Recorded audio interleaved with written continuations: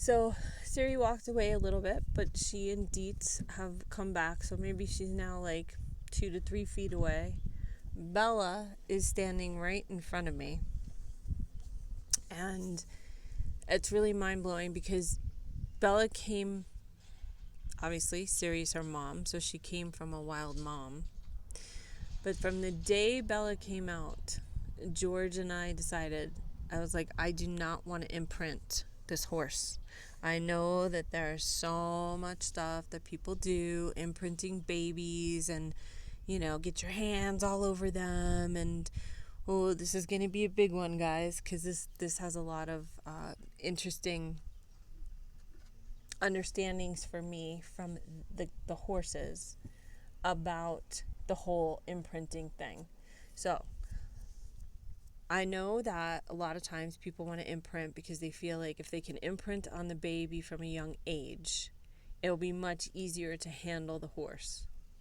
But I want to share some really powerful and direct information I have been learning from and observing with the wild mama, and how she, and I'm going to assume any mama, okay, of how she transfers education, information, and knowledge and wisdom to her kids about how to survive in the wild as a horse. Now, being around domesticated horses most of my life, I would not really have thought about this or considered this. But here's the reality.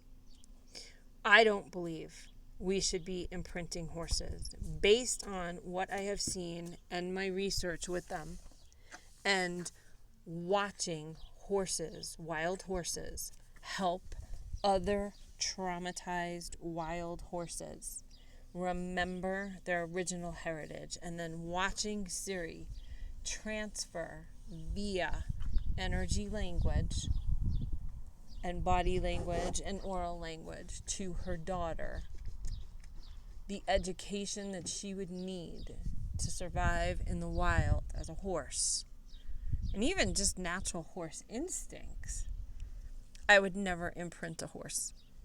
That is my personal experience, and the reason why I say this is because so many behaviors that get developed are developed because humans do not understand the same energy language, and they miss the fact that the moms and the babies and the animals communicate in this energy telepathic language.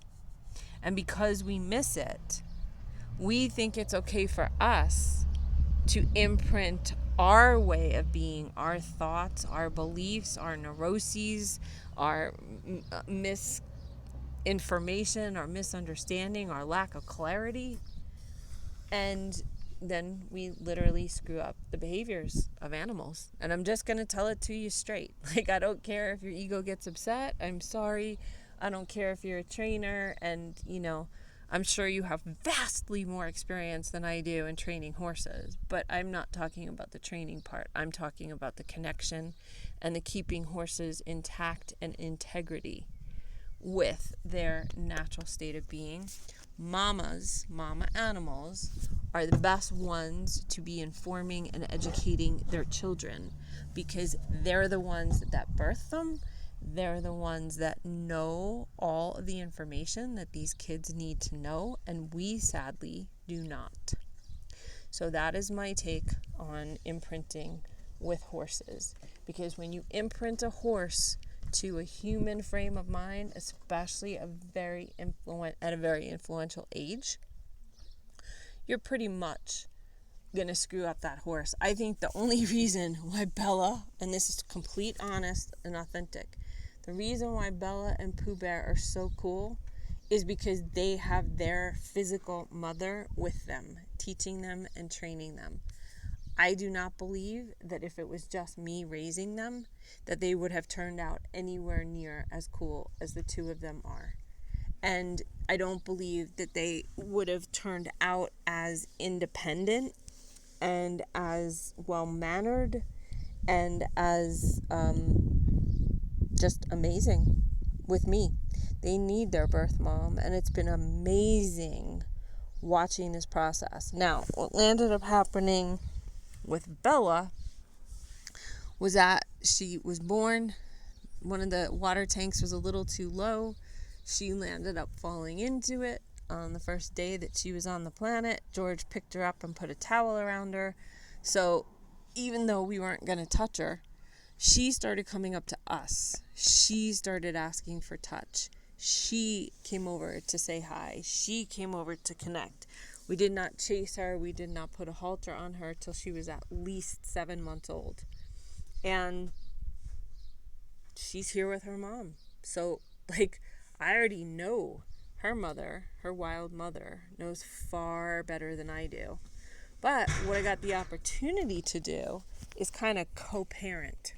So I've never tried to take away Siri's parenting rights. I've never tried to separate them.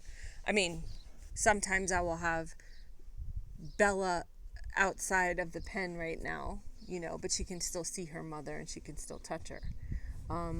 Just because I want to work with Siri a little bit. But then what Bella brilliantly decided to do was come in and say, nope, I'm going to role model all of this for you. Now, here's the interesting thing in terms of the science and the research. I never trained Bella to do this. I mean, Bella gets her feet done, so she knows how to pick up her feet. But I never trained her at the mounting block. Never trained her to pick up her feet on her own. She does it naturally. So I'm using that naturalness, that when she walks over to the mounting block and picks up her foot, she knows exactly what I want. She knows exactly what I'm asking of Siri and Dietz. And so it's a really, really fascinating process, studying the actual consciousness of horses. Because Bella technically, I mean, she's got a halter on and all of that stuff, but I haven't, trying to find the words. I haven't done a lot of training with her. And when we hang out and we spend time together, maybe throughout the course of her whole life, anytime we work together, maybe it's 15 minutes at a time. So I'd put the halter on for 15 minutes and we walk around a little bit. Put the halter on for 15 minutes. We learned to pick up feet. She was just totally willing and up for, okay, cool, whatever you want to do. So it's amazing to me as a researcher of animal energy medicine and consciousness. It's astounding to me. Like, we look at animals and we're like, well, they're not that intelligent. And then here's Bella. She knows exactly the picture I'm showing to her mother and to Dietz, and she walks right in and says, okay, I'm going to do this and I'm going to show them. That's the kinds of things that I feel like we need to be contemplating about working with our horses. We actually arrogantly believe, like, I trained my horse. Okay, no, you made your horse do things that maybe they did or didn't want to do, but you didn't actually ask them and completely give them free choice whether they were going to do it. Because at some point, if they didn't do it, and here comes Siri walking over and licking and chewing, if they didn't do it, you'd make them do it again, or you would keep reinforcing it till they did it. You wouldn't back off and allow them the space to present to you what you were asking for. And that's where I'm going back to in terms of the foundation. I have halters sitting at my feet on the mounting block. These halters are not on Siri, Dietz, or Bella. I do not have a weed or reed. I don't have anything. I don't have cookies. I don't have treats. I just have me and I have them. And I have my awareness that they are totally telepathic beings. I have their awareness that they're totally telepathic beings. And we're just exploring this. That's really what my research in this entire series is about. And I realize from this is what I came here to express and share on their behalf. Without any other form of anything can we really communicate together.